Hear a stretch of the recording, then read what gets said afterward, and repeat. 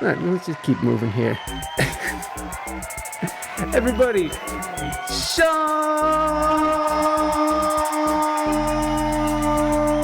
Oh shit, Sean! Yes. Yeah, there he is! There he is! Thank you. There he is! Hey, There he who was is! that guy you were talking about in that intro? Man. He's very accomplished. Thank you for sending in that cover letter to come on the show, Sean. I truly appreciate it. Yeah, I've always wanted a Wikipedia entry.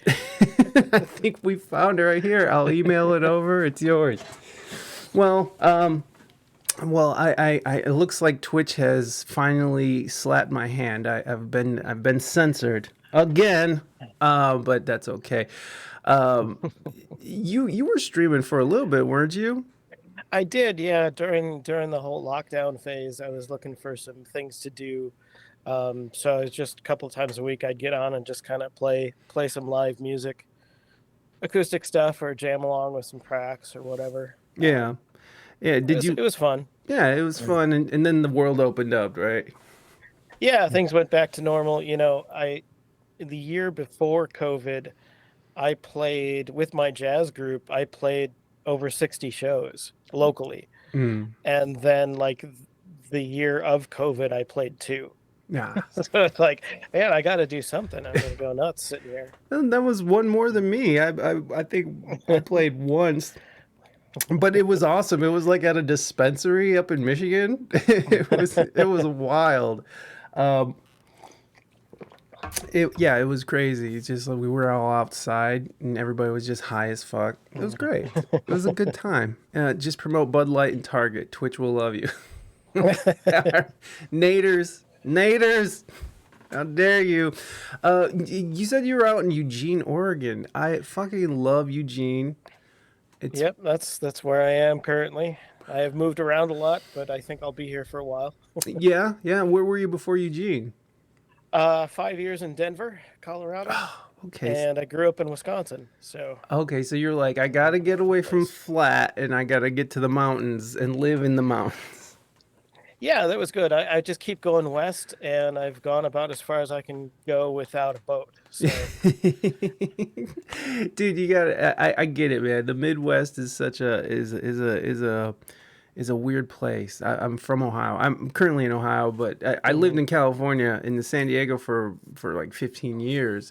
So coming back here is always was a really big head trip for me. But I will say this: during the pandemic, I was very happy to be a citizen of Ohio because what I saw these other states doing and how they were abusing their power, it was really crazy, man. It was wild. So in Ohio, we were open by February 2021. The gyms were open. I was in the steam room, just like hanging out. Which I enjoyed. I don't know. With Oregon was a little bit more confining, correct? Oregon they were a little bit more strict, but I was fine with it. I had no problem wearing a mask. And some people still do. And in a lot of ways, it's a good idea. I get it because I teach. And when you teach, like at a music store, you sit in a little 6x6 room with a kid who comes in who's got a cold and he's full of germs. And it's like, I'm just going to keep wearing this mask because I don't want your flu. I want your cold. I mean, the masks do very little, but yeah, I get it. I'm not trying to have the mask debate or anything because honestly, the mask, I didn't have a problem with the mask either. But it is interesting though, like how people are still sort of holding on to that thing.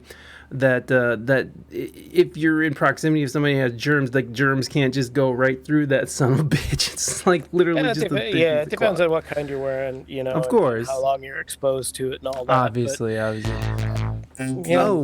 Moving Kickman. Thank you. Moving down to STREAMAVERSARY. You rock on any platform except Tiki Toki.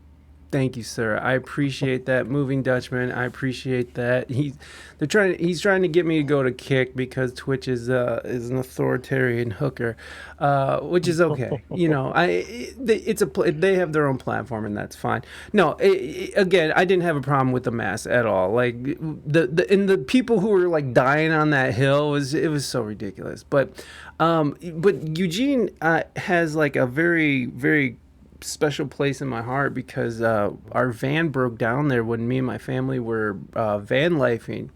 Oh. And we ended up spending a lot of time in Amazon Park.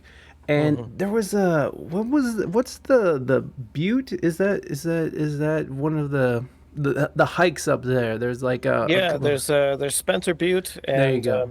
there's Skinner Butte too, depending on whether you're close to downtown or not. Yeah. Right, where you start, but it all sort of ends in Mhm. the same spot, right? Yeah, yeah. Mm. There's a lot of trails out here that all connect. So you could pretty much bike from one end of town to the other without ever seeing a road. Yeah, yeah. I just love it. It's Hmm. such a chill place to be. I would deliberately crop dust a buddy and ask them if they could smell it. Case closed about masks. Oh, okay. Naders. Listen, we're not gonna have the mask debate. We're not gonna be talking about masks. But that is hilarious.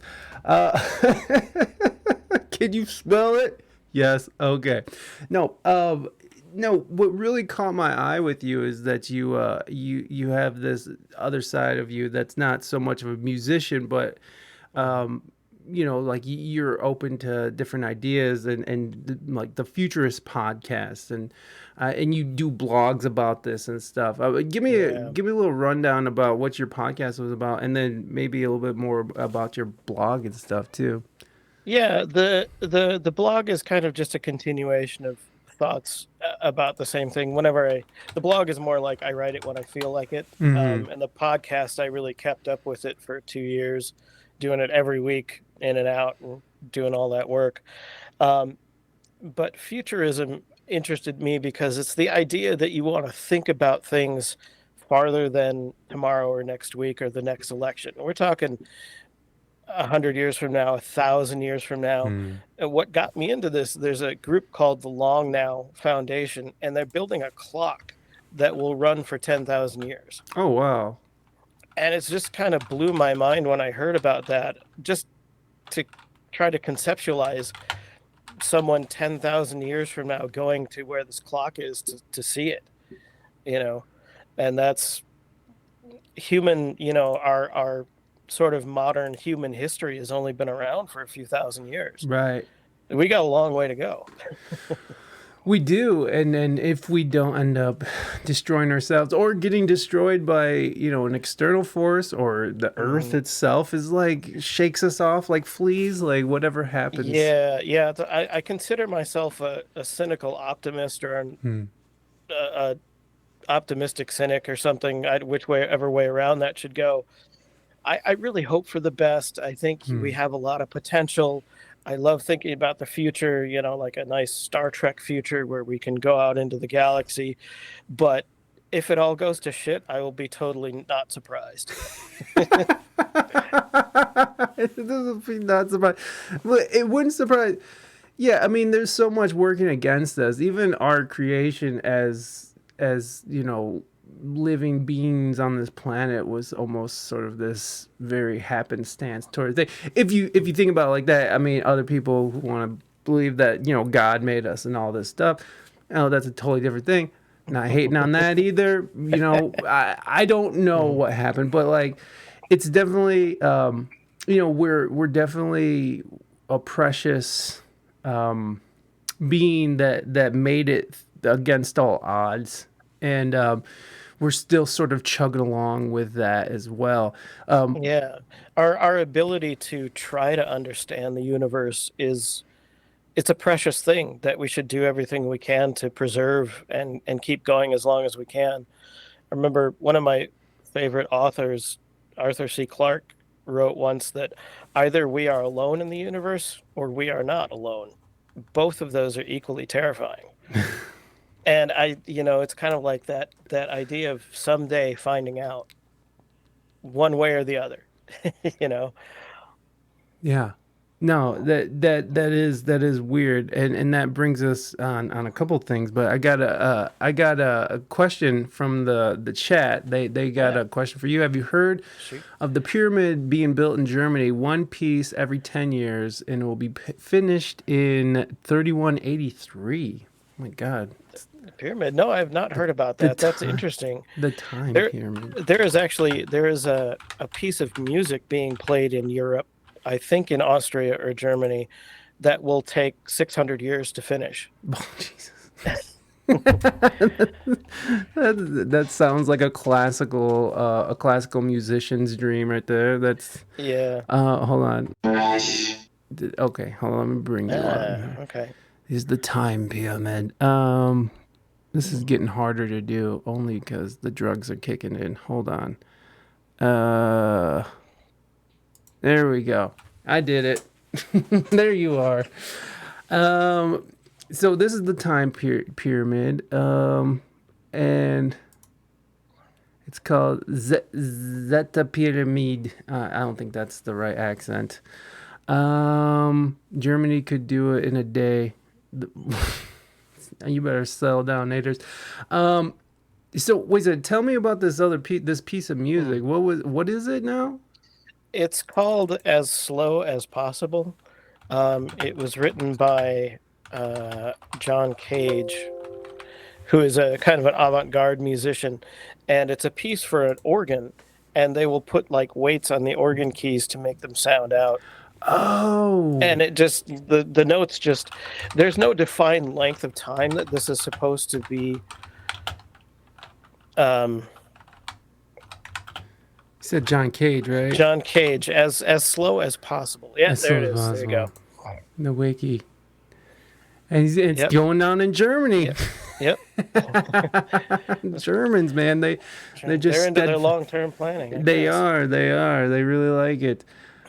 So, That's yeah. so. It's a musical piece by John Cage, and the subject of one of the longest-lasting musical performances yet undertaken. Cage wrote it in 1987 for organ as an adaptation for his 1985 composition ASLSP for piano. So wait, how does it work? So the It, instrument, an organ yeah. was built specifically for the performance. It is in the church's right, okay, in the bellows. That doesn't tell me. How So does, what they do is they like put weights on the okay. pedals and the keys to hold the Ah, notes down. And with an organ, as long as you're holding the key down, the note right, just keeps going. It's forever. endless. So Oh, okay. So it's yeah. just like a couple notes are just being hung for a long time. Yeah. It's not like a bunch of crazy stuff going on. No, it's not like a real like fast piece of music that's just going to last for a really long time. It's just really long notes changing every couple of years.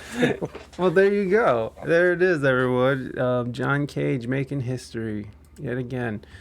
Um, well, there you go. That is the interesting thing about thinking about what people are going to think of all this mess when they look back, and I mean, I can't imagine what they're gonna see or what like I guess we can think about it is how we look upon people who are plowing fields with the horses and stuff, or before we had cars traveling by horse, but we can see that still, it's like Hmm. a time that when time has been displaced so long that you can no longer it's no longer tangible, it's no longer Yeah, something you can right, hold on exactly. to. My wife's grandmother moved from California to Colorado in a covered wagon. So it's not that far Yeah, away. And thinking like 10,000 years in the future is more like trying to think of like what would the first person who like invented the wheel think of what we have today. yeah, It's that far away. It's just it's almost inconceivable. I mean, it could be anything. It's so far in the future, it could be anything. it's true. Yeah, I mean, I remember thinking, watching the Jetsons and seeing people talking on a video phone, and like Yeah. as a kid, you're like that, I could never imagine that. And then now we're, that's like every day. It's like we're Yeah, just I know. There years ago there was this commercial for I think it was for AT&T or something like that. And this guy checks into a hotel. It's like out in the middle of nowhere. It's kind of a dumpy place. It's like, no, they don't have breakfast. No, they don't have this. No, they don't have that. But they do have every movie ever made on their TV. And that was probably in like the early 90s, I want to say that commercial was around. And it's like, wow. oh, that sounds pretty wild. And it's like, now, yeah, I can just at the push of a button get any movie ever made. Yeah. It's wild. It's wild. Hell, I want to congratulate the person who invented the condom from the intestine tied up. Okay. Yeah. I mean, the condom has been around for a long time. Yeah. It's definitely one of those inventions that has withstood time. When's the hold on? Was the condom invented? 1839. Charles Goodyear. Goodyear tires. What? Yeah. Tires? I guess that makes sense. Charles Goodyear discovered rubber vulcanization, the technology which led to the creation of the first rubber condoms. You need to stop reading my messages. Probably, but It's just I can't help it now. So these are the early rubber ones. But what happened before? Oh yeah, they've used sheepskin or whatever for a long time. When was It, the? it Go ahead. I got nothing. Oh, I got nothing. uh, okay. Well, I don't even want to talk about this. I don't even care about this. Nader. This is not where I thought this conversation was going. Oh, it happens all the time. In any case, no. This guy now. What's his name? David Grusch. Have you been? Are you into the UFO thing? Is that part of your milieu? I follow it because I am a hardcore scientific skeptic. Mm-hmm. There are lots of things that are possible, but there are very few things that have concrete evidence for. And this recent shift of policy from NASA and some of the stuff is interesting. I seen a conclusive thing, to make me say, yeah, it's aliens, Right. but I am kind of glad that it's more in the forefront to get talked about legitimately instead of being like, all those weird conspiracy weirdos over there and all the scientists over here. It would be nice to have a conclusive answer. Yeah, and the thing is about this guy too is that it wasn't like this dude was some crackpot who was just like lived in fucking Oregon, was like they got me and they took me up and I got a butt plug. It was like a whole situation. Like he was highly ranked, highly respected, and other people are actually giving him are saying like, hey, yeah, you should probably listen to what this guy's saying. So where do you stand then? You're a skeptic. Jump over to this. And you're a skeptic, and so where do you stand with this whole UAPs or Yeah, UFOs? Or I always with when you see an article like this, my first thought is, okay, what's the next step? Let's dig deeper. where's the Um, evidence? so it's I mean, by definition, it's a UFO or a UAP, whatever you want to call it. That means it's unidentified. That doesn't mean you can automatically assume that it's aliens. That's if anybody wants to sort of live with a scientific mind, the first thing you have to do is be comfortable with saying I don't know and just leave it at that. If you jump to conclusions and make assumptions, you're closing off a lot of possibilities. At this point, I'm saying there is a lot more activity, I think, than we've been aware of in the past, but we still really don't have anything conclusive to say what it is. And the likely answer is there's many different causes to different UFO sightings. Some are people seeing Venus and thinking that's weird, or meteors or satellites, and who knows? Maybe one of them's little green men from Mars. It's is it I can't say that anything is impossible. Some things are just more unlikely than others, and I am content to wait and see. Yeah. I would love to have conclusive answers, but I'm not going to fill in the gaps with assumptions here. Well, I mean, this dude is saying not only is there visitors, but we have the technology, we are using the technology, we have actual bodies of aliens. And Yeah, people said that 70 years ago I when know Roswell happened. So what's it. it's like maybe, but again, I need some evidence. If this is just one guy saying this, even if he's credible, there's still got to be more to it. I agree. I agree with you. And just by the way, the U.S. government stance on this is pretty much like, no, this guy's full of shit, and they're sort of backing away from him and saying, nah. Mm, So I'm with you. I'm with you. It's like it's always fun. For me, it's more fun than anything. mm, To see this develop, especially to see it develop as it has in the last 10 years, where it's become so mainstream. mm, I mean, and I do have that conspiracy minded mm, soul going on here, but like in my head, it's like they're slowly rolling this information out just mm. for it to be one day. It's like, hey, Not quite a shock to everybody. well, yeah. Yeah, the thing about the evidence, like if this guy turns out to be really credible or whatever, I don't know anything about him. Maybe I'll look him up and see what kind of, he's an intelligence officer, but that doesn't tell you much else about what he did. Mm. But, you know, we all walk around with really good cameras now. Why is every video of a UFO that I see, even brand new videos of UFOs, look like shit? They look terrible. It's true. It's true.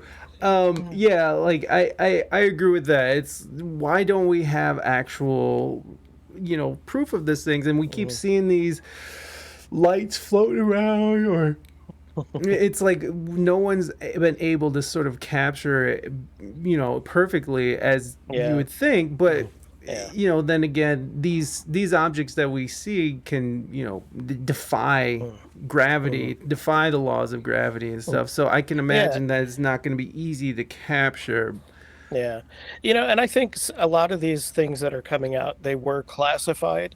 Mm. And I heard an interesting explanation for some of the classification, and it does sound plausible that if you show someone a picture of something, like let's say a spy satellite takes a picture of a football field, and that by all US military photos are classified automatically. Not because of what they took a picture of, but because by examining the picture, you can tell a lot about the technology that was used to take it. Mm. And that sounds like a plausible reason that some of these things have been classified for a long time. You don't want to give away your secrets about how your spy satellites work or anything Right. like that.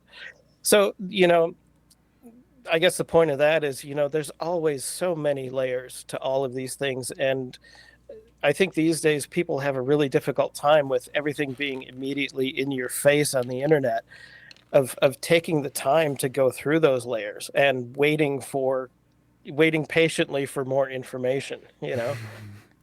Yeah, yeah.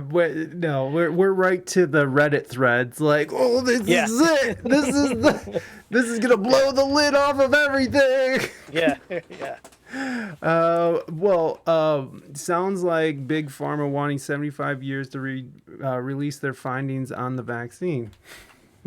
Well, that's the other thing too, right? Because I mean, if you look at the JFK thing, and the one of the big cases that people are saying is like, if this is true, how do you keep a secret like that for going on almost 100 years? But in my head, it's like, well, they've been able to sort of do it with the whole JFK thing. There's obviously something more to it when you have when that time was up. What was it, like last year, or a couple years ago, where they were supposed to release all the JFK documents, and Mhm. then they were like, nope. Just kidding. We're not doing that because there are still people who are alive that were involved with all that. So it is possible, and I'm not saying anything about the JFK either. But there's obviously something more to the story than just one bullet, one magic bullet doing all this crazy thing. So I only bring that up just because we can keep secrets, and even if people get out and say the secrets, the government has a great way of redacting documents, or just pushing them, putting space between them and that person. And like this new guy who just came out, they're saying that the aliens do exist. They're saying it's like, well, no, that guy's, he's talking shit. So I don't know. That was a long time. Yeah, I don't know. I feel like sometimes some people who think the government is hiding everything will also turn around and say the government are idiots and can't do anything right. So it seems like you can't be both of those things at the same time. You can't keep a secret for decades and be completely inept at everything. I don't know. There are some things like UFOs that we need more information. We need more evidence. It's worth talking about. It's worth investigating. There are other conspiracy theories that just make no damn sense to me at all. Yeah. So like flat Earth. Yes, that's exactly what I'm thinking. Like, okay, let's say the Earth is flat. What exactly do you get out of that? Like, what do you? The government's been lying to us. That's what we get. No, honestly, that flat Earth thing is like it caught wings. And like now it's just a whole thing now. Like there's a podcast, like the dude wanted to, there's someone who has a podcast that's kind of prominent, and he was like, hey, I want to come on your show.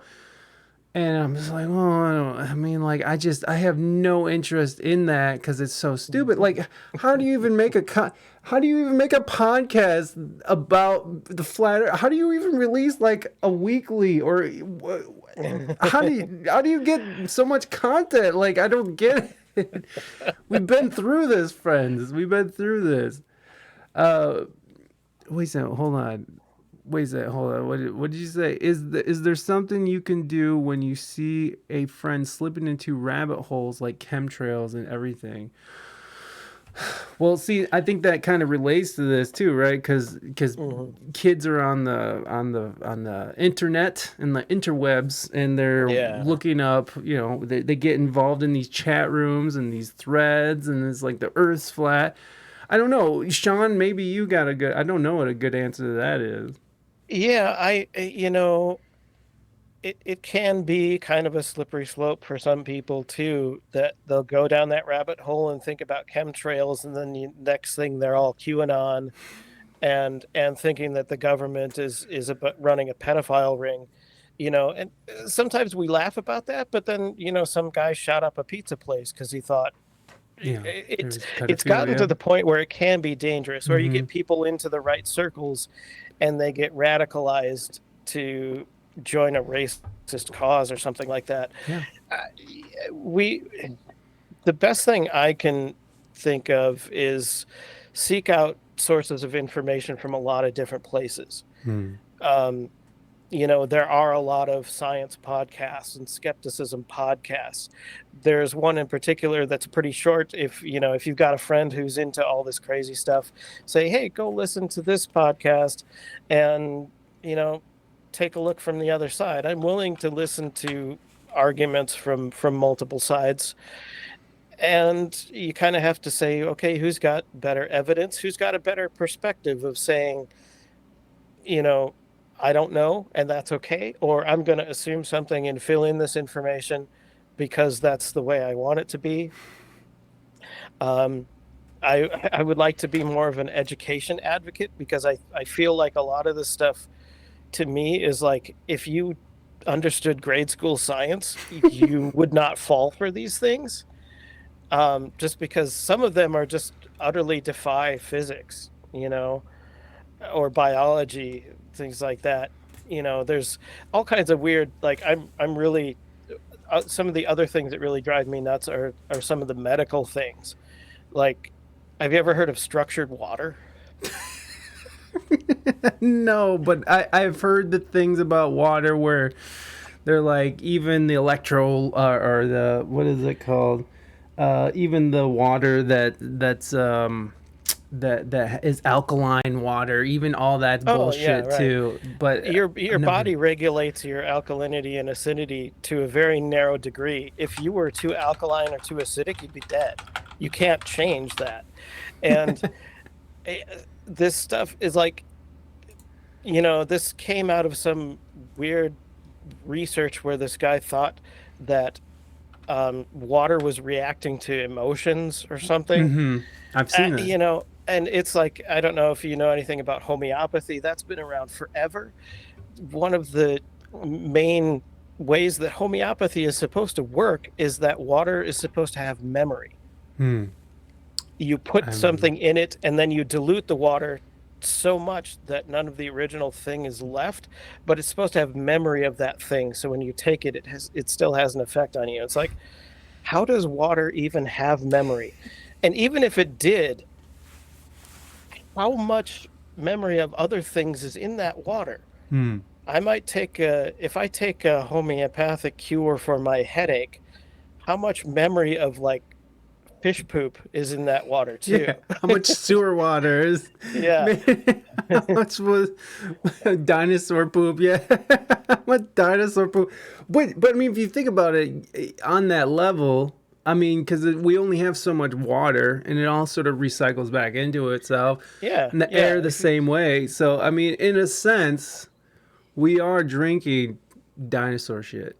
So Yeah. everybody, Yeah. If you understand the water cycle a little bit, you know that it's all been around numerous times yeah. since the planet's been around, and the idea that it remembers what used to be in it is just, it's sometimes I think this stuff wins in people's minds because it's so ridiculous. I don't even know how to refute it. So my head just wants to explode.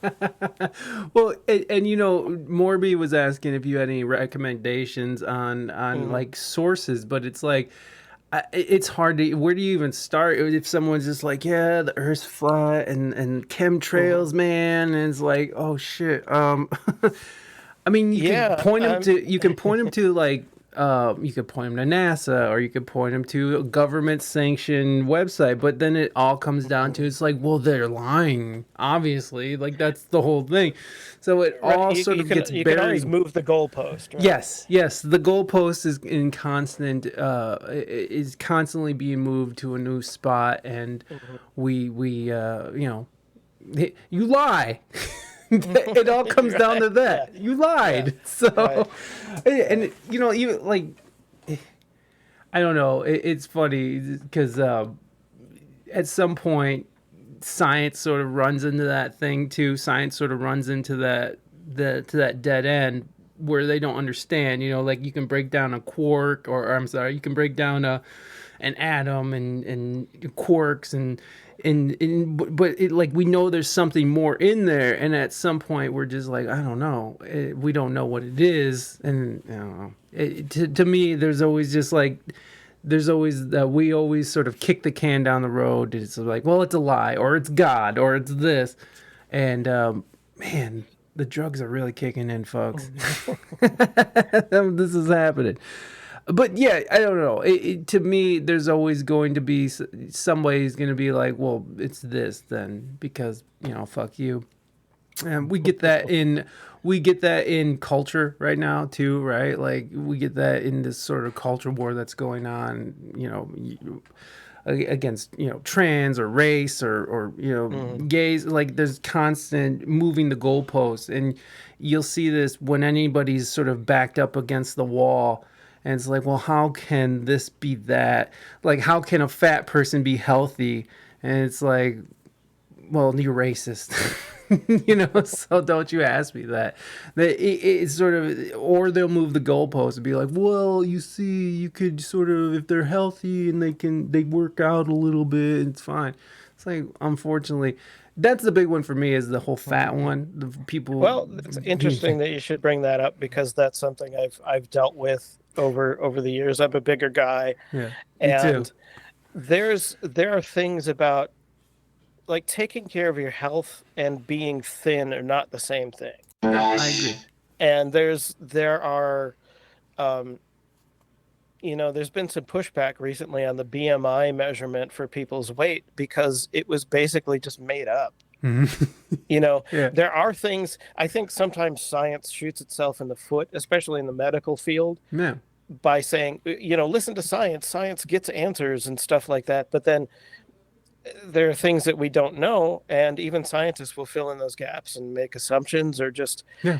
kind of come up with something that, well, I think people should be this way, so we're going to use Yeah, BMI to measure your health. science is always is changing. Like that's what like back even Hmm. when even that trust the science thing, fuck it. It was like science is predicated on other people disproving that so we can go on and find the further truth. So it's like trusting the science is like I don't know, that's an ever evolving thing as well. It's yeah, you got to think of science. Science is a tool Mm. that you do things with. It's not a noun.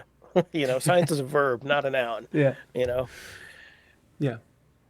I'm sorry, I got away from the original point. What was the original point? Oh, weight and the BMI. Oh, yeah, yeah, yeah. So it's, definitions of health, and there are new studies that have come out not that long ago about how long people live or how good their health outcomes are for hospital stays. And weight doesn't really have much of a factor Hmm. in that. It's a lot more about, there's a lot of genetics. There's a lot of, do you smoke? Do you drink a lot? Do you work in a dirty job? Hmm. Um, as far as like your risk for death overall, weight is farther down the list than I think a lot of people think it is. Hmm. I Not don't that it's know. good to be, huge, or yo-yo up and down is bad for you, Hmm. even worse than like maintaining the same weight for a long time. Well, I'm pretty sure that the science is out about having excess fat and that it causes that and it's lead into heart problems, cancer, Hmm. all that stuff. Uh, Yeah, it's a risk factor, but mhm. I think it's sometimes blown out of proportion as to how much of a risk it is versus, other things that are risk Well, factors. the big problem I have with it is that people will use it to be lazy and just be like, well, I'm fucking. It's like I'm big boned or something. It's like Right. this glorification of accepting your body positive, which. Look, I'm not trying to say people should feel bad about themselves, but you should definitely work on improving yourself. Especially if you feel bad about what if you look like. Like, I don't like that I'm carrying this extra weight, so I work out and I try to my best to do Hmm. it. Right now, I'm in the middle of in the middle of a shit show. I've just been eating everything that were in front of me, so right now is not a great time. I'm not trying to preach to anybody because fuck, dude, like I'm terrible at it. But I don't like the idea of glorifying like this idea that big people that because. That's okay. That's something that people should attain to be, because we can overcome that with just exercise. Like we have young kids who are what the child diabetes is on the rise. Like just when you look at society as a whole as that functions, like being overweight isn't a great way to do it. But can't people be lazy? Oh, ditch the capitalistic mindset. Morby, you better fucking calm down. Like, no, you're right. People can be lazy, but I'm saying glorifying being overweight, I think, is detrimental to people because it sort of lets them accept their unhealthy lifestyle and their Yeah, choices. but they might not be unhealthy. There's a lot of reasons people might be Okay. overweight. I think it's more of like a matter of function. Mm-hmm. Can you do the things you want to do? If you're, by your doctor's measurement, 30 pounds overweight, but you can go out and hike 5 miles in the woods. Mm-hmm. Okay, so what? If you can't even walk up the stairs in your house without getting winded, Then we have a problem. that's a different problem. Yeah. And maybe Go. that's, weight is not the only, I know skinny people who have no endurance too. So, I believe I actually no, I agree with you, but I'm saying to glorify it, to make it something that is like that people should attain to or be okay with.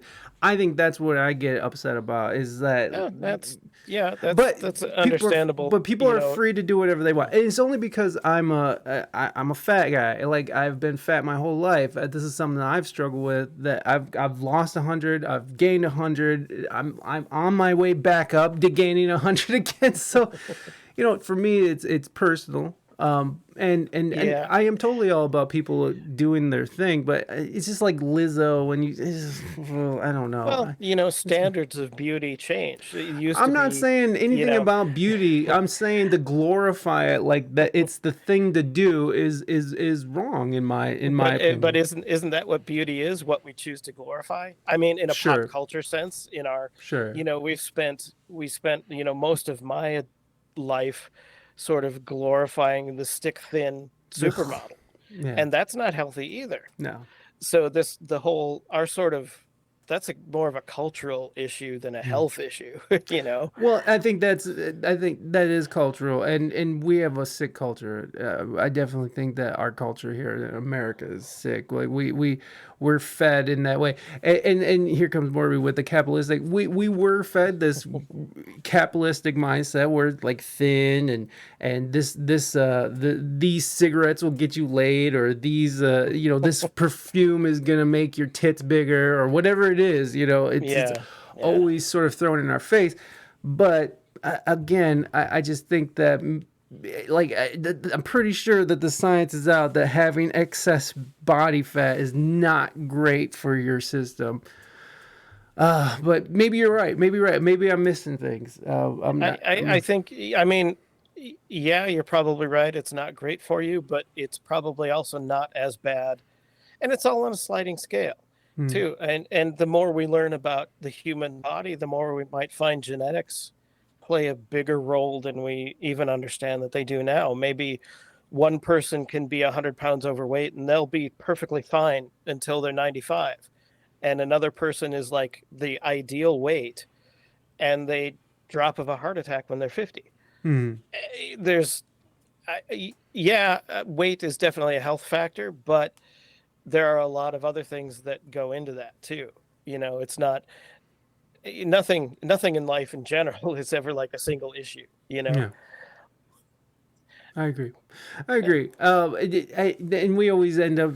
I always end up just ranting about Lizzo. So we could jump ship here. Is that a music segue? No, it's well, kind of, yeah.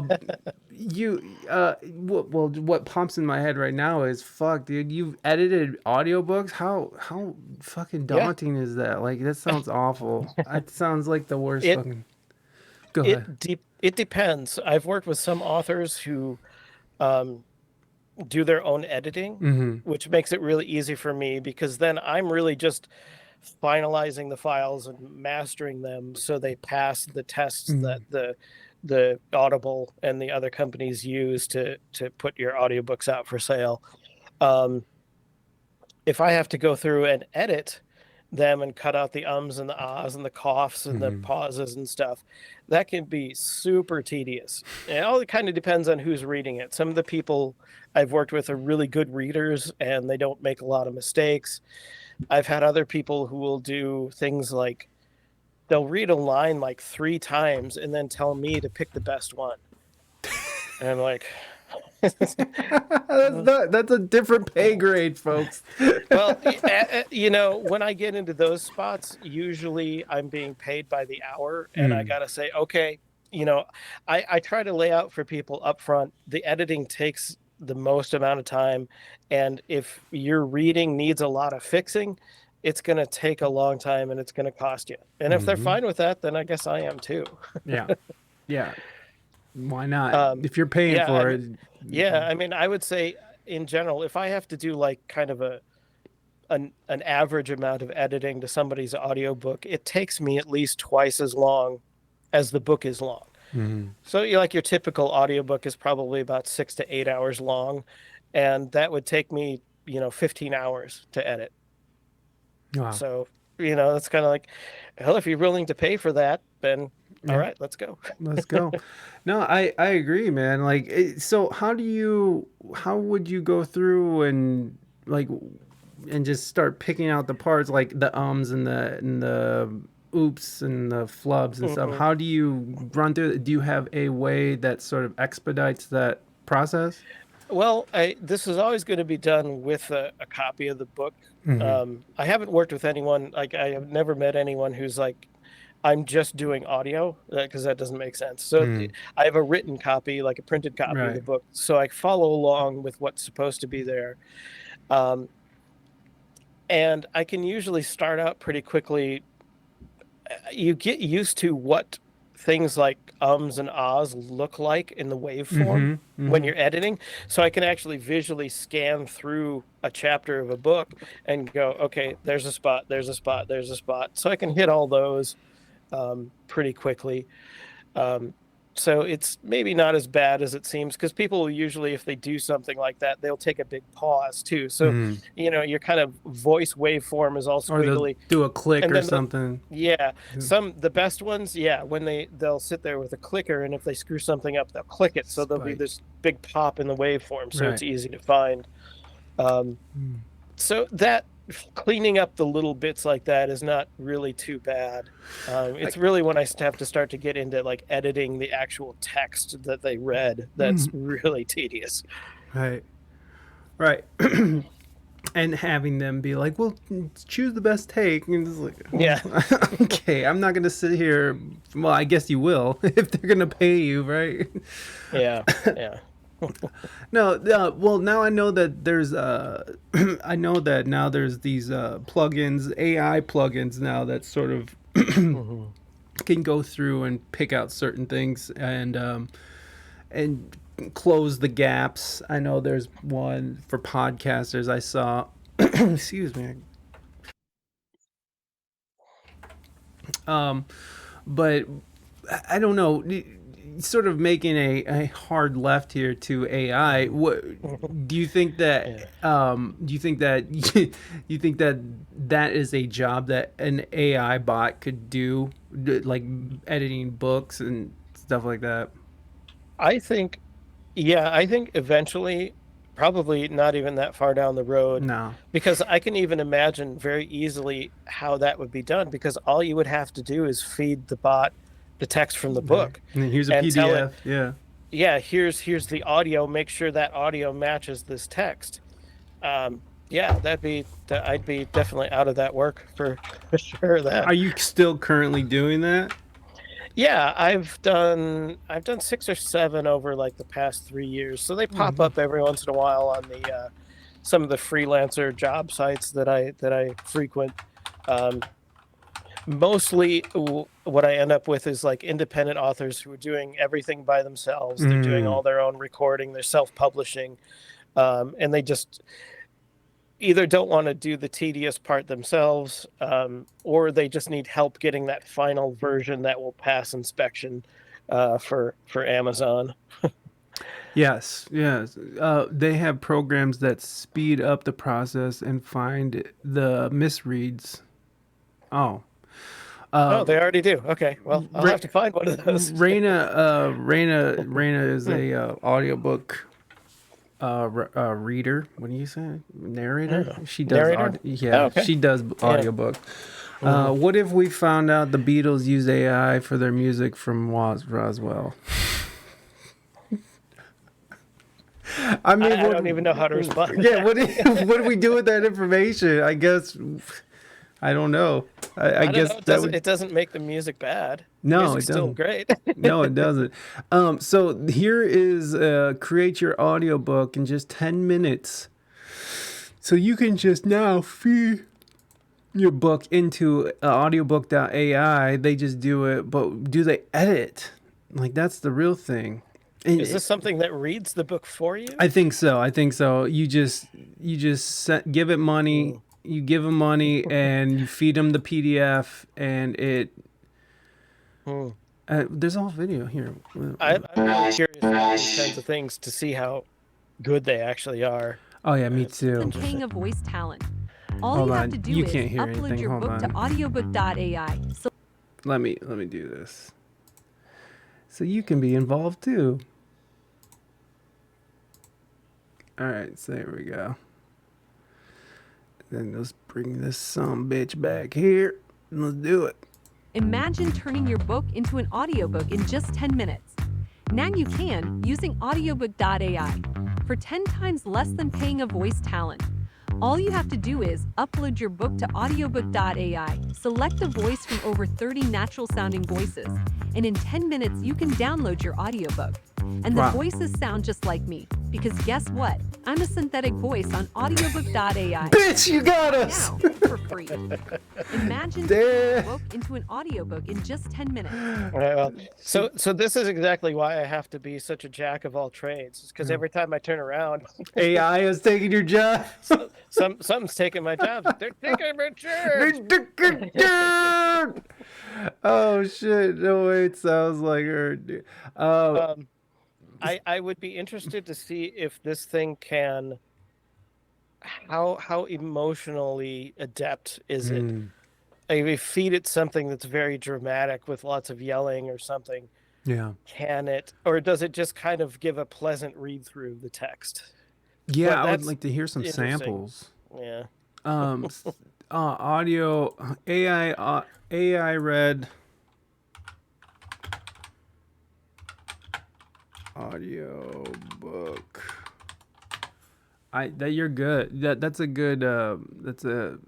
Yes. I would like to hear that as well, because you're right. Because some narrators had put in a lot of emotion in there. Like I listen to audiobooks all the time, constantly. Yeah. Some of them will do characters. Yeah, and stuff like that. Oh my god, the worst though is Stephen King reads Stephen King. Like I don't know. I've never heard one of his. I can't imagine that actually being very good. It's not. It's not good. Like I'm just like, and I love Stephen King. Yeah, I fucking love Stephen King. And like him reading his own book, just like with that main fucking like, what you doing, you dirty son of a bitch, like fucking the socks, and like I fucking shut up, dude. Just hire somebody without nasal issues, like, because apparently everyone on the East Coast just has a cold. Figure it out. Fucking figure it out. I don't like that. Like I do like it when some authors narrate their own book, but like some authors should not. And Stephen King is one of them. Let's hear it. How I created AI narrated book. AI use old record, transform them into audiobooks. I just want to hear it. Can we hear some? Just give us a sample. This is nothing. This is an ad. Okay, I clicked on an ad. Thank you. Great. I'm really fucking getting to the bottom of this.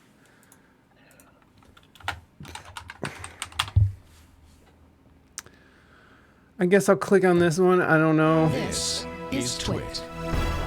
Earlier today, I saw the news. Okay. All right. I just, anything but that guy right now. I can't handle it. Okay. Let me stop sharing for a second here. Well, I'm going to search for AI narrated. I can't type where the shit. All the buttons are sort of moving a little. AI narrated audiobook. Death of the narrator.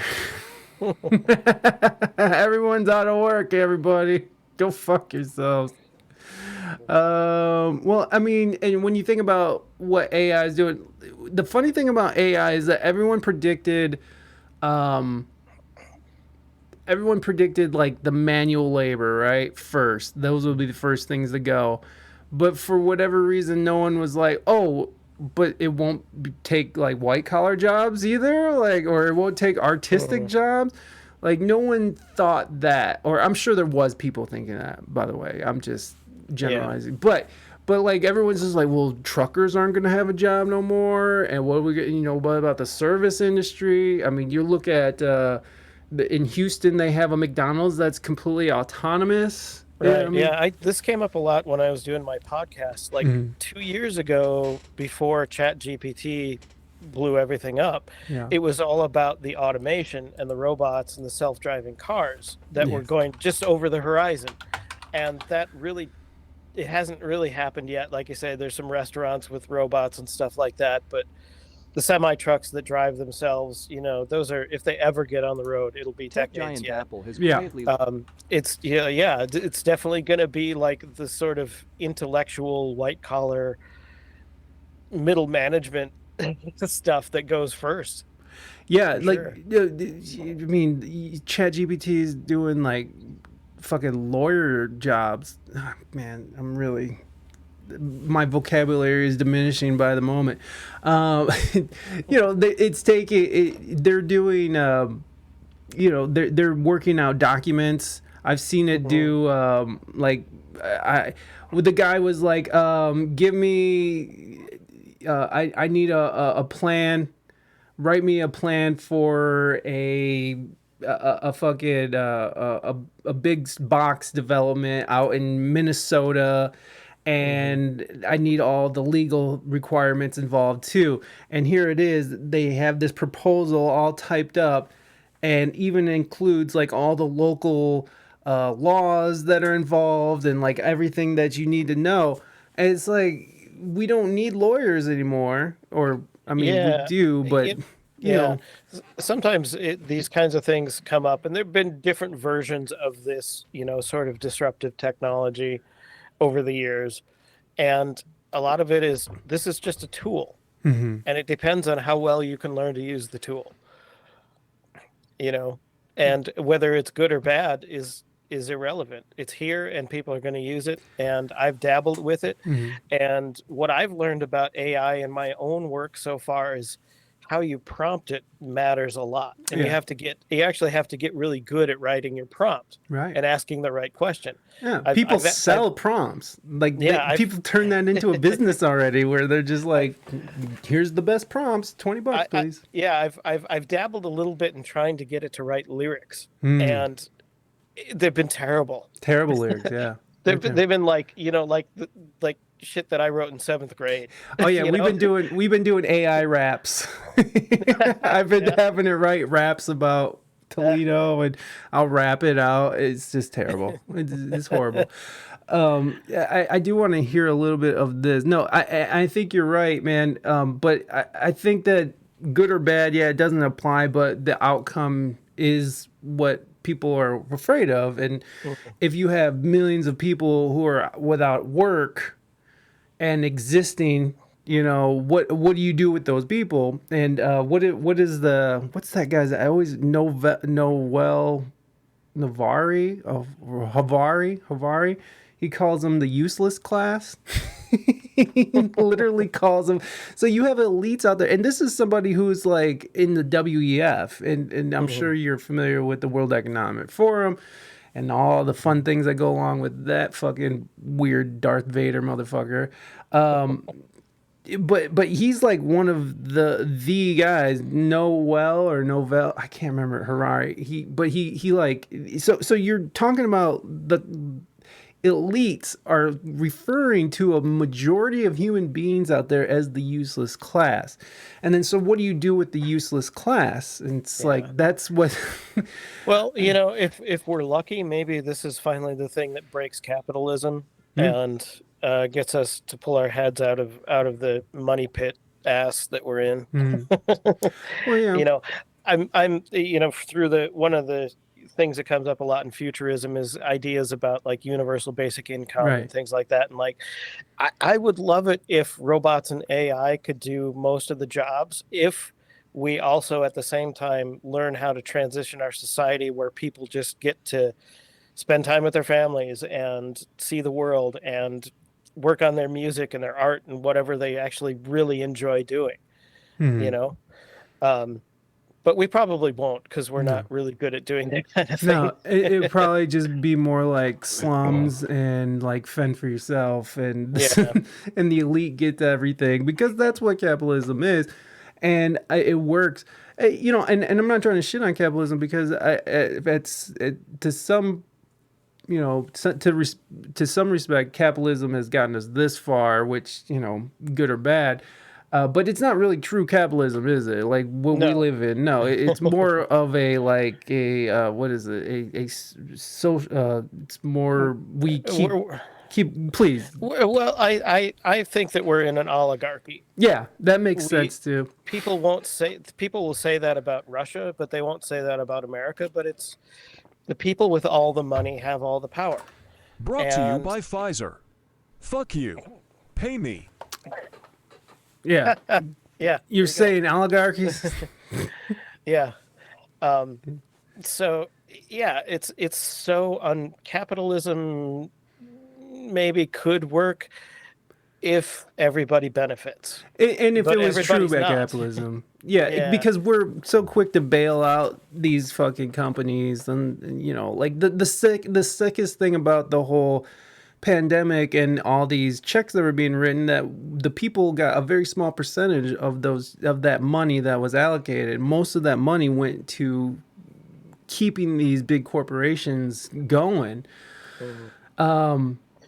There's when I was researching things for my podcast, I can't tell you how many times I ran into seeing here's a problem and the solution to the problem is money. And the people who have the money are not fixing the problem. Yeah. It has so many times climate change, access to energy, access to education and healthcare. It's all about money. And I don't want to go into the weeds about who's making the money, but the people who have the money, who could spend the money to fix the problems, just aren't doing it. Yeah. You know, there is technology that can pull carbon out of the air and store it. It exists. It's real. This is not science fiction. Right. But it would take a massive scale up and a lot of money to actually help. Yeah. And, you know. Yeah, and Flint still can't drink water. Yeah. and we're still, and that's why it's probably going to be one of those situations where we have millions of people out of work because AI took jobs. And it's probably just going to be like, you know, slums and you know, everyone fighting for crumbs, and while the elite get access to their Neuralink and their fucking, you know, trips to Mars and shit. Yeah. Why we're down here. I've seen that movie a few times. Well, and then so what do you think? Do you think that that AI is something to be feared then, or do you look at it more like a tool? Because I'm using it as a tool. Personally, I use it for ideas for my TikTok, because I do stuff on TikTok and on Instagram and stuff. So it definitely gives me ideas that I'm definitely utilizing it all the fucking time as a tool. But like, do you foresee it as something? Here's an interesting idea. I had a guest on who said that he would want to see AI take over governmental duties and just put it all, just let the AI take the reins and take it out of the hands of mankind in general. Yeah, I think that's an interesting idea, and I don't think we should be afraid of AI. It's more of being afraid of what people do with it. Yeah. You know, you can if you have a hammer, you can build a house or you can bash someone's head in. Either one of those things could happen, and it's not do both. It's not about the hammer. Right. That's how I feel about guns too. Probably, over 100 years ago, most of the, wagon makers went out of business because we had cars. Were becoming popular, Right. but some of them adapted. Some of them started making cars instead of wagons. Some of them made bicycles. Some of them starved to death in the streets. Yeah, probably. Things like this are always going to be disruptive, and there's going to be people who figure it out and people who don't. I think as a society, it says something about us, about what we do for the people who get left behind. But it's happened before, like for my own career. I'm a little bit older than a lot of the people I follow on YouTube and stuff. And I feel like I didn't grow up in that ecosystem, so I didn't take full advantage of it. And AI, some people will take full advantage of every good thing that it can do because they're into it and they're growing up in that new ecosystem. And some people won't. Some people still don't have cell phones because they just don't want to, and that's fine. But there are some advantages to having one. Do you think it's gonna be I mean, with the trajectory of where we're going and the people who are running things, do you see AI sort of becoming, Terminator, or do you see it more as like, I mean, because like the way that it's being used, and I don't see people stopping the pursuit of artificial intelligence. Mm-hmm. Do you see it going to Judgment Day, or do you I don't think it. I don't see it going that far. I do think it's likely that someone somewhere, whether it's us or some other country, will use AI to drop bombs on somebody or to decide who to drop bombs on, and that might be another like Hiroshima moment in our history where we all stop and go, okay, that's actually a really bad idea. We really shouldn't actually do that. Um, I don't think AI is not going to like start building killer robots and wipe us all out. I really don't see that happening. We can barely build robots now. Maybe AI will figure out how to do it better, but no, I don't think there's going to be an army of Terminators. You know, I, or the classic sci-fi trope that the AI, we ask the AI to to fix the earth and save the planet, and it decides, well, there shouldn't be any people anymore. That's the solution. I don't think that's going to happen. Well, it's already sort of eliminating jobs. So who knows? Yeah, that's It could be like, well, it's the next thing. We should probably eliminate these fucking little mites here too. But no, I think you're right. I think you're right. And Moving Dutchman is very practical about it. This is Moving Dutchman's field. So the real fear is the limited data sets that are used for it. So the result is stereotyping, cliches, racism, discrimination, et cetera, et cetera. Yeah. It's definitely about who's using it and what's being used for. I know in one of the states was using AI for helping determining sentencing and guilt, and they still found bias within the code. They still found, because someone's writing that code. So it's still going to come down to the human touch and who decides what to do with it and what goes into it. Yeah, that's like, if your AI is biased in sentencing, what did you train that AI on? You trained it on human sentencing, which tells us that our laws are biased, which we all know anyway. But yeah, that the training of the AI is going to become so important if we want to try to remove any of those kinds of errors. Or, I see a great use for it being like in a medical situation where a doctor can feed the patient info into it and like basically instantly get every possible solution to whatever the medical problem is. But you have to make sure that there isn't some kind of a bias in that answer. And then the people using that have to make sure they're not just taking everything the AI says as, the whole truth, nothing but the truth. It could be like, the people who drive off cliffs because the GPS told them to go that way.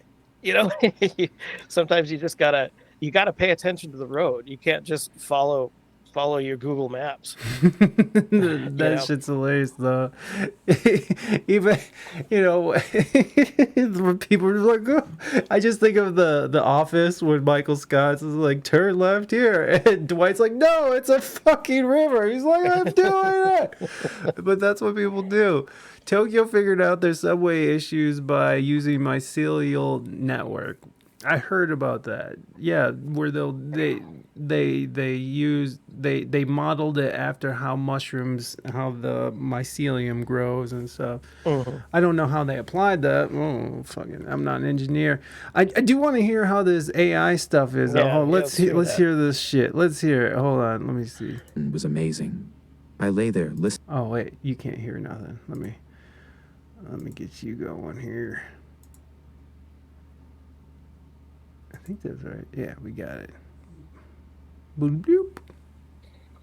Listening to my own breathing and feeling my chest move up and down, up and down. I closed my eyes and felt the cool stillness all around me. This narrator sounds like Hal from On nights with a new 2001. moon. And a wall of trees had materialized. It's not great. My chest goes up and down, up and down. You can hear it, but it's getting better. Ahead of us. I hadn't noticed. Edition. I search for answers to my yearning to understand what might lie beyond this life on Earth. I do know that there is an extraordinary sense here of caring and sharing, and that the sharing includes a willingness to join in exercising crucial responsibility. This is enough for me. As the years add up, I find increasing good sense in falling back, when cold reason doesn't take me all the way I want to go, on faith. I am reasonably confident, at least in my heart, that in this enthralling valley, where the human purpose remains cradled in nature's special kindness, the future will continue to be a good idea. Well, there you go. That's not bad. That's not I bad mean, at all, no. I wouldn't want to listen to like the Lord of the Rings narrated like that. But for like technical manuals or a how-to book or something, sure, why not? Well, and you got to think that we're right at we're infancy of this. So. Yeah, exactly. I think what's going to be most surprising about AI over pretty much any other technology that we've had is how quickly it will improve. You know, I wouldn't be surprised at all if we had this conversation again a year from now, And be like, totally indistinguishable from human narrators by then. You know? well, by then people will be listening to AI podcasts, AI generated podcasts, which exist, which they had a conversation between Joe Rogan and Steve Jobs. And they did. Yeah, I remember. I heard that. And it's not great, but you know, it sounds like legit. Like that sounds. If you were somebody that didn't know either of them and you stumbled upon this video and it was presented as conversation between Joe Rogan and Steve, you'd be like, oh, okay, oh, no, and you're just listening to it. Ask AI to be sarcastic and see what happens. What Naders did answer that question. So they were using every stop was a spore and they waited to see how they connected. That still doesn't make sense in my brain, but you know, I'm not an engineer. Well, have you messed around with Music LM yet? No, I haven't. Music LM is they just launched it. It's a text to music AI now. And so now you can you see this? No, you can't see this. Hold on. Let me stop sharing. I gotta reshare this goddamn thing. There we go. Now we're back at it. So AI text to music. Now I've been talking to a lot of composers and they're not worried about it, but this program, because I was just talking to a guy who does, you know, music for movies. And he's worked on fucking, you know, all these Pixar movies, and he's worked with a lot of great artists and whatever. He worked on huge projects, and he was saying, you know, it's going to be hard to get AI to program, you know, like nuance and a specific spot. It needs to be big, and there needs to be a chase scene here, or whatever it is. Well, they launched it with that capability. It's like, oh, you can have it go from at 1 minute 25 seconds. You can put in there, I need it to explode for a cop chase scene or something. So it's really interesting. How far we're going and how quickly it's going. Yeah, that's interesting. A few years ago, I heard some AI generated jazz, and it was hilarious because I thought it sounded like what people who hate jazz thinks jazz sounds like. It was sort of like the concepts were there, but the execution was just a nightmare. Coffee That was shop. a couple of years ago, and I'm sure it's going to get better so much faster. I present Coffee Shop Jazz. All right.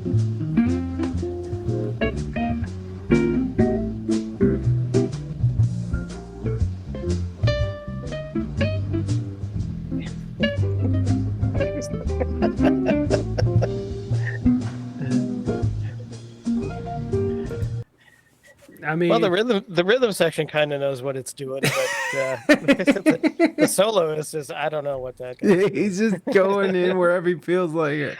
So that would be interesting. Like, what if you just asked it to create you a jazz track background and then you solo over it? You know, you mix the humans with the AI. You could do that too with this. I need a jazz backing track in E minor. Let's see what it does.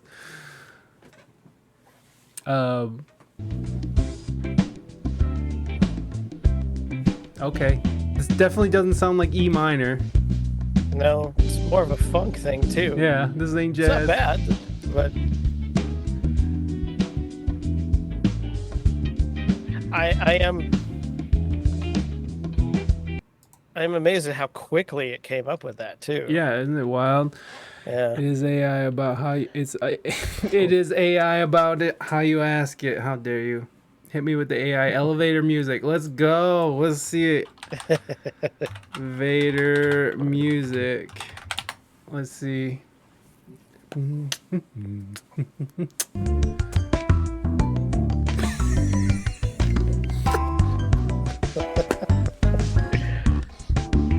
got it all wrong. AI. This is not what we were expecting. Oh, look, you could do a chill out elevator music. This is the other one. Wow. That sounds like a Nintendo reject. It sounds like we broke it. That's, you know, it's funny though, because doing this is not so much different from some of the things I've done with whatever music technology I have available. I've taken things like MIDI drum tracks and thrown them onto pianos just to see what happens. Yeah. And you just do random stuff and see if you can break it and get something interesting. Need some training. Yeah, it definitely it just pissed on the floor. That's what AI just did. It just piddled on the fucking floor, not outside. Let me see here. Was chill out elevator music. That's the prompt.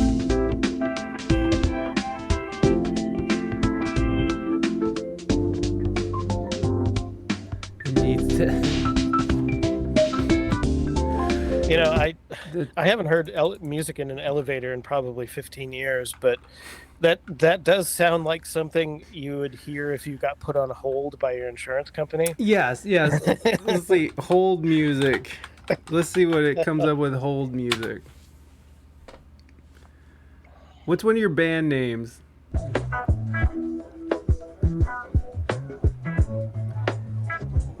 If this was my hold music, I'd be into it. Oh.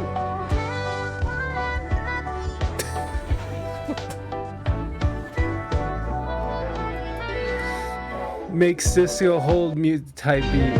Okay. You're right. Raina's prompting us now. Hold on. Ugh, I hate this. I put in one of the artists last time, and they were like, "Yeah, I'm not afraid of this thing." That's not. But again, we're at its infancy. I feel like we're all just laughing at it right now, and we think it's funny. But I don't think that it's gonna be funny. I don't think it's gonna be one of those days. In my personal opinion, we're all, it's a toy at this point. But like. And I ain't saying that it's gonna be Judgment Day, but I think we're gonna come into a time where it's like, oh shit, we're here, and it just sort of happened right underneath us even realizing it, which I think is happening now. And it's like one day there's just gonna be a swath of people out of work. I need a beer for this. Yeah, I don't know if I feel that bad about it, because I've never been. Like, I don't know, maybe... Your job is about to be taken, sir, from AI as an audiobook editor. Musically speaking, I've never been famous anyway, so it's not like it's taking anything away from me. No, and you're right, and the need and want for humans to play music, because I'm sure you play gigs and stuff, bars or coffee shops or clubs will hire musicians, and I think that's always going to be a thing. I have been replaced by a playlist before, but I don't think that's going to go out of fashion. Yeah, I mean, 30 years ago, before there was an internet to worry about, getting successful in your hometown, wherever you lived as a band, was still a thing. Yeah. And it still is now. Yeah. Definitely is. So, I at this point, it's interesting. I will watch with anticipation, follow AI with great interest. I can't say that I'm worried about it. No, and I don't know if it's something to be worried about, because it's not anything that we can really stop at this point. I don't think that's definitely true. I mean, the train is going. We can't. It's not like us worrying about it is gonna make fucking progress in technology halt. It's like, oh God, please don't let this happen. I mean, of course, you could go and rally and get people all hyped up and like, yeah, I got to do something. I'm sure there's tons of organizations that you can jump on that train with. Yeah, I think the most important thing to do is just to try to have as many conversations as you can about, should we be doing this, and how should we be doing it, and should we put some sort of constraint on it or anything like that. Because with a lot of things, like, people are researching, life extension technology in medicine. And sure, if you could make people live to be 150, you could, but should you? Are we ready for the consequences of doing that?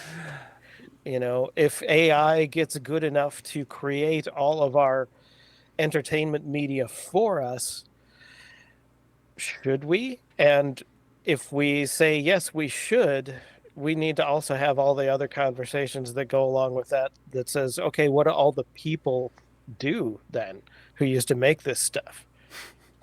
Fuck off into the gutter with everyone else. No, because we're not. This is the sad reality about it, is that it's already happening on these micro levels where we have. I have tons of people, I have friends who release music, and instead of paying somebody, a graphic artist, they just had AI create their album art. It's wherever you're going to cut costs. So if a company like Netflix is like, if we can save millions of dollars by having AI do X, whatever it is, if we can save millions of dollars, we're going to do that, because we're a company. And that is capitalism, and the idea of a company, a corporation, it has to show growth, constant growth at any cost. And I just see it as it's going to be incorporated because it's going to make things cheaper. And why are we going to pay these people to do the things that we could just have done? And we're already doing that. So I don't see a good outcome on it. Yeah, and I think this is a good time to think about, like, we need to separate the enjoyment of making art from the business of art, because making money in art has always been hard. Even 400 years ago, it was hard to make a living as a musician, and it still is, and it always will be. It's just the tools are different, and the genie's definitely already out of the bottle on this one. I don't know why, it just kind of crossed my mind, thinking about AI generated music. There's something that lots of people do that's already close to AI generated music, and that's like library music, where somebody will go on a freelancer site and say, make me a chill out piano track for $50. Mm-hmm. And then they'll upload that to Spotify. Yeah. And that's why I've seen different numbers, but something like 30,000 new songs a day on Spotify. Yeah. That is incomprehensible to me, that much music a day. But I think a lot of it is basically really generic, canned, prefab stuff that's just there to fill out playlists and get ad revenue. And same thing with YouTube. You've got all those like 1 hour of study music, you know, and it's just totally generic. Maybe it's nice. I like to listen to those from time to time, but it's also not really art. Well, yeah. Yeah, I feel that, and that's the idea of like the human touch, right? Yeah, Like we yeah. we need So that. yeah. So I think the idea, like, if somebody's got the idea that people aren't going to listen to my music because AI is making too much music, there's already too much music. You know, you're not going to get discovered on Spotify and become a superstar Well, because there is just too much music there already. Did you hear that? Did you hear that AI? It was a somebody uploaded. It was Drake and someone else, and it was AI, and it went like #1, and it was all AI generated. And Columbia or whoever, did not hear that, no. their record company pulled it. There's China right now has like several #1 hits that are completely AI generated, completely AI generated. And so it's auto-tune mumble rap ruined the game. I would say fucking probably, but you know, whatever. I like some of that shit, man. I mean, Migos is the shit. Okay, I don't care what anybody says. Migos is the shit. But yeah, like this is already out there. It's already happening. Like, and the idea of deep fakes, right? Like having you know the leaders of these are things you can do now now. You can have President Putin saying that I'm a happy little princess and I call quits, you know, we're done. And that's out of all these kinds of AI related things, that is the thing that actually concerns me the most, because you could have someone so easily put out a video on Facebook with, you know, Biden going on some sort of racist rant. And there's going to be a lot of people who just believe it because they already don't like Biden. Well, I mean, you know? and you don't need AI to pull up any racist rants from Biden. What that dude says some racist shit. If you don't vote for me, then you're not black. That I was like, damn, when I saw it, because I saw that shit live. When I saw that, I was like, it's over for him. Nope. He was a shoo-in. Or anybody put any. Yes, I understand that. I know. I get it. Now, I voted for Biden. Okay, I did it. I wasn't. Hey, sometimes when the choice is the lesser of two evils, you still choose the lesser. I don't know. At this point, I honestly don't know. Like, to me, like, they both just seems like they're rotting demons from fucking another realm. Like, they're just terrible people. Yeah, I will always lean to whoever is, I think, the more progressive one. But buyer's remorse. I will definitely say that I am tired of old white men. I'm very tired of old white men. I don't care if they're white, black, or fucking rainbow. Just fucking makes sense. Fucking makes sense. Like, none of them make sense. They're all fucking they're just corporate assholes. That's all they are. Anyways, let's see what they do with Cisco hold music type beat. I want to hear that. Let's see what happens.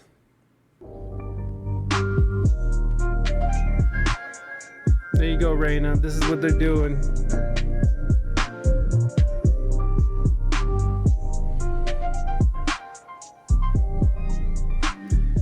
That's what they came up with for Cisco. This is the second version. Yeah. Let's go.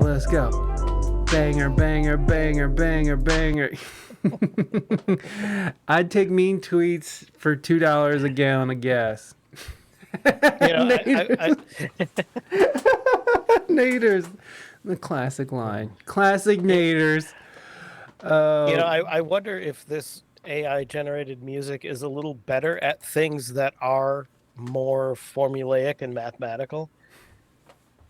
If you feed it a bunch of stuff that has kind of standard beats, like, can it do like a prog rock track in 7/8? Something really prog complicated in 7/8. Let's see. Let's see what it can do.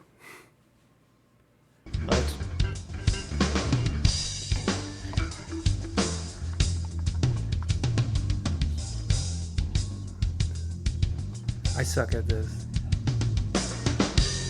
It sounds right to me. I don't know. It's not in 7/8 though. No. It's kind of interesting.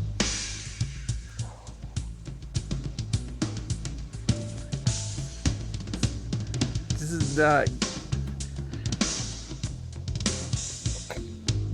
It's okay. It didn't come any. They were in 4/4, not 7/8, but it was kind of that proggy complexity thing. So, Prog rock in 7/8.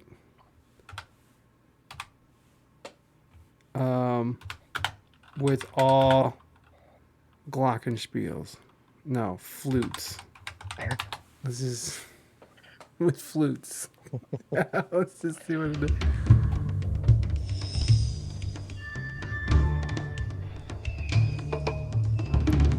This is what it. It's kind of tight though. I'd be into this. What's that sound?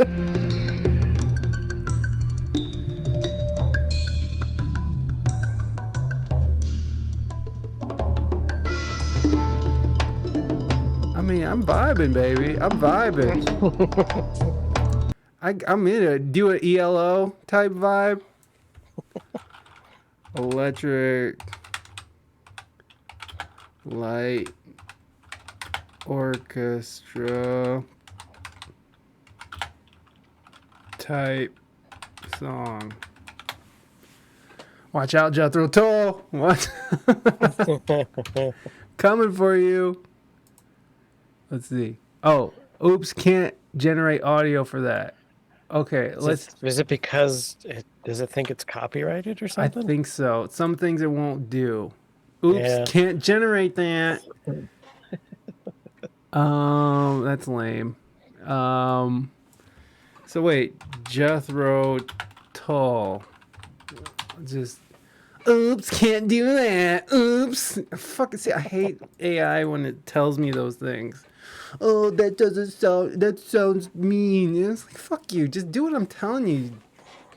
Dumb piece of technology that's way more advanced than my stupid brain probably. Can't play real music. Sorry.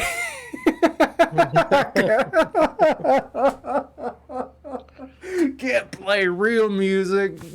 Go fuck yourself. What is that? Give me some heavy metal. Yeah, See let's what it do comes it. up with.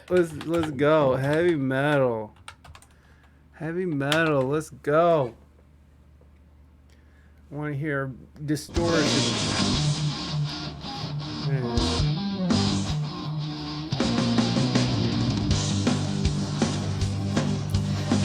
One ticket to Paris.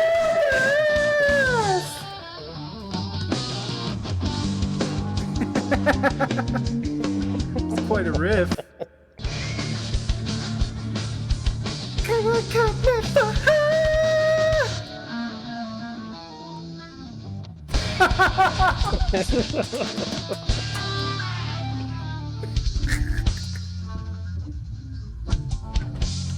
That just sounds like something's dying. Sounds like somebody threw the band down the stairs. Yeah, like it was the break for like some awesome, like some real fucking like solo action. It was just like, give your balls a tug, you tit fucker. I've never heard that one before, but that's tight. Let's see. Yeah, let's have the guest. Another prompt from the guest. What do we got? Oh man. He's like, yeah, I got emails I could answer. Oh, what's happening here? Oh, it's Streamlabs fucking me over. Bastard. Hold on. All right, you got a prompt? Let's see. Let's see if we can do something what it does with that's classical guitar. Classical guitar. I like that. Well, yeah, it doesn't really matter what key it's in. Yeah, let's do G in G minor. Okay. Imagine paying money to listen to that.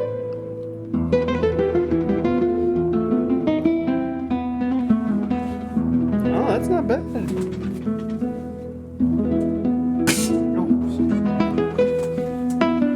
Is it in G though? It's not in G minor.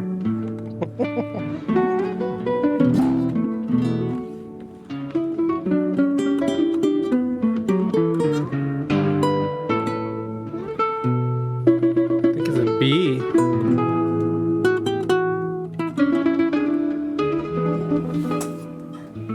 I mean, whatever key it's in, it's not terrible. No, there was some definite, like, legit compositional concepts in there for once. For once. It wasn't just totally random. Right. That's what classical guitar is. My ears are bleeding.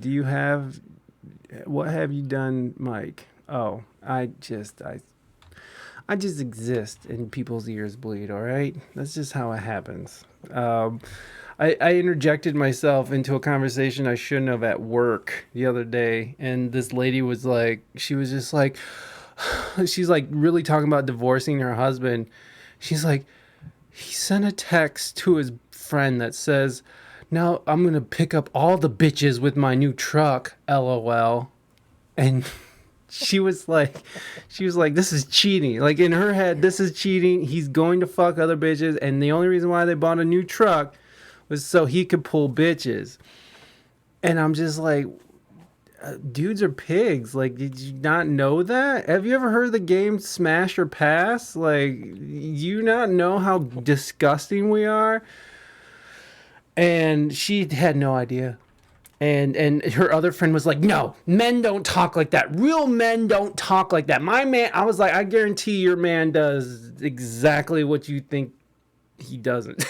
I was like, you all should just go through his search history through the Pornhub.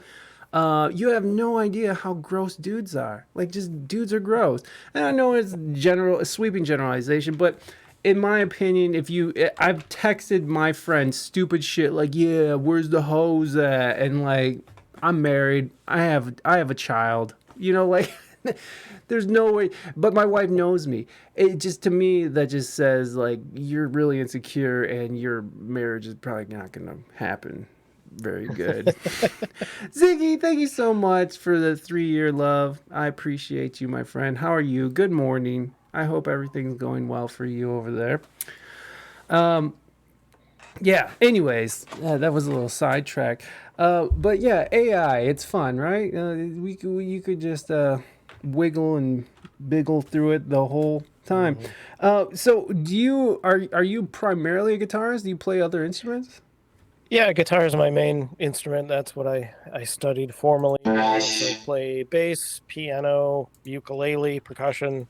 I sing when I have to. I've been teaching a lot of things, so I teach all of those instruments. And, you know, a big part of teaching is just being able to stay one step ahead of your students. So right. I'm definitely not a piano expert or anything like that, but I can do it well enough to get by. Do you when you're going out to record like some of these songs you got, are you doing all the instrumentation or are you hiring friends? Like, how do you do it? For about the last 10 years, I've done everything pretty much all by myself. I've tried to form a couple of bands here and there, and I'm only going to do it if it's just the right people in just the right situation. So most of the time I'm happy kind of being the mad scientist tinkering away in my home lab. Yeah. So I'll do most things by myself. If I can I've got a good friend who's a drummer, and if he's available to do something for me, you know, I'll bring him into it. I'll occasionally get like a singer or a violin player or something for a project. But other than that, I usually do everything by myself. Yeah. Yeah, I find bands to be exhausting, and they have these fucking stupid things that they have to always interject with, like opinions and shit. So it's like I don't deal with that anymore. It was it was hard enough with, like me and my wife, we work together, and if you're in chat, guys, go ahead and click on the link there, and you can follow Sean on Instagram. Go check out his YouTube. He has all kinds of stuff going on. If you want lessons and stuff, definitely go check out Sean's website. You can find all that stuff and the links there. And if you're listening on the audio end, make sure you go into the show notes and click around and support your boy, because Sean's got shit going on. Yeah, bands are just too much, man. So do you do gigs? Like, are you like a hired gun, or how do you? Yeah, I've done the hired gun thing a little bit. Like currently, what are you doing with live? Currently, what I'm doing live, I have a jazz trio. Usually a trio. Sometimes we expand a little bit. That's my main live performance outlet. We do, your wine bars and beer gardens and all that kind of stuff. I do play solo from time to time. I do a lot of solo acoustic guitar, percussive style, and things like that. I haven't done the last couple of years. I haven't done a lot of that, but that's my other main live outlet. Other than that, actually performing in front of people, it's been, not really worth the struggle of getting everybody on the same page for anything. I feel that shit, son. Like, well, before the pandemic, me and my wife were very, very, like, we were just, I just went and got a job. I was just like, fuck it, I'm just gonna go get a job. I'll go cook for old people, and that's fun. But we were gigging, and then once the pandemic came and like live streaming and stuff like that, once we figured this stuff out, we were just like, I don't think that we want to, because it's just like, man, you're from Wisconsin, so you know that like at fucking 4 a.m. in the middle of in February, fucking unloading your car. Oh my God! One of the heavy speakers. One of the venues in Wisconsin that we used to play at the most. It was a nice venue, and the owner was super cool, and used to bring us on for a lot of shows. But for whatever reason, his building was very small. So when you loaded out, you went straight outside. So like February, you're all drenched in sweat after your show, and you're just going straight outside in your jeans and t-shirt to load up your car. Yeah, it's like I miss collaborating with people sometimes, and that's kind of the last half a year or so. I'm kind of looking for different avenues of getting the creative process with other people. But yeah, playing gigs at Smokey, well, back when I was, doing a lot of live performing, people still smoked in the bars in Wisconsin, and that was awful. Coming home smelling like an ashtray at 4 a.m. No, I do not miss that at all.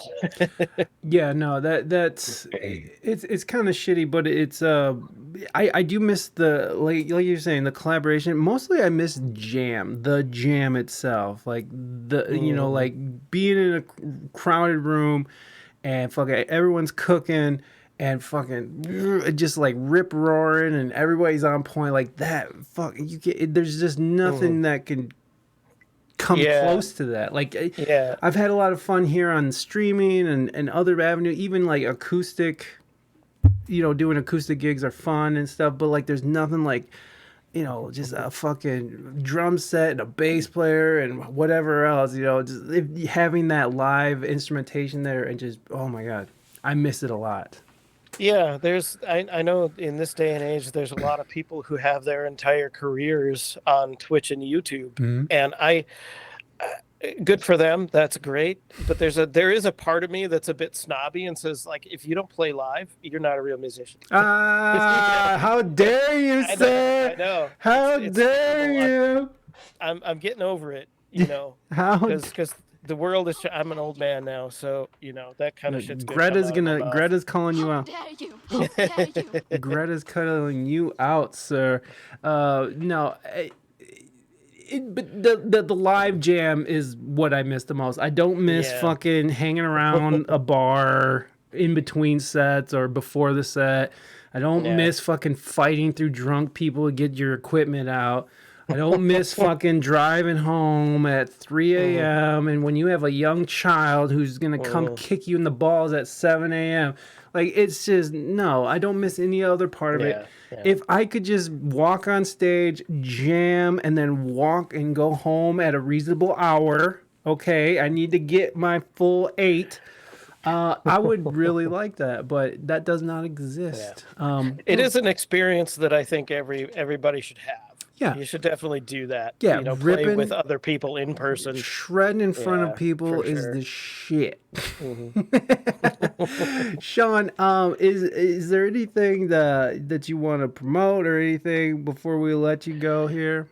Man, no. If people just want to go to the link, if you find your way to my Bandcamp pages for all of my various projects, a number of years ago, I made the decision: all my music is free. Oh. If you feel like paying for it, you can, but you don't have to. I'd rather people have it than not have it. So if you want to chip in, it's your choice how much.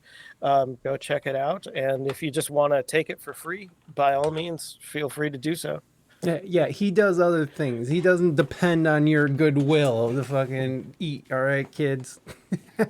No, I won't say no to getting paid, though. Right. Sure. No. We will not say no to the dollar. Sean, what's the best piece of advice that you've ever gotten? Oh, boy. That I've ever gotten about anything. Ever in your entire life. Ever gotten. This is life-shattering, life-changing advice. Having done some therapy and stuff, and that was a good thing. Maybe this is advice I sort of gave to myself. That's fine. My value as a person internally, I have intrinsic value just by being me and being alive. The judgments that I make about myself should not be based on anything outside of me. What other people think, what society seems to want, what capitalism wants, or whatever you want to call it. My worth as a person is entirely my choice. Yeah, that's great. And I went through a lot of years not realizing that, you know. No, I feel that, man. And the whole adage that there's nothing, why you worry yourself over things you can't control, and like, you're never going to be able to change. I mean, technically you're not going to be able to change people's idea of who you are and what you are, like, they're that's their problem. Yep. So why concern yourself? Yeah. Like Dr. Seuss said, the people who matter don't mind, and the people who mind don't matter. Boom. That's a beautiful way to end this. Sean Gill, thank you so much for your time. I appreciate you. Thank you so much for having me. No, I had a great time. Anytime you want to come back on, just let me know, Sean. Yeah. Everybody, give Sean a big round of applause, everybody. Yeah, happy 3 years, man. Thank you, sir. Sean Gill, everybody. Thanks, Sean.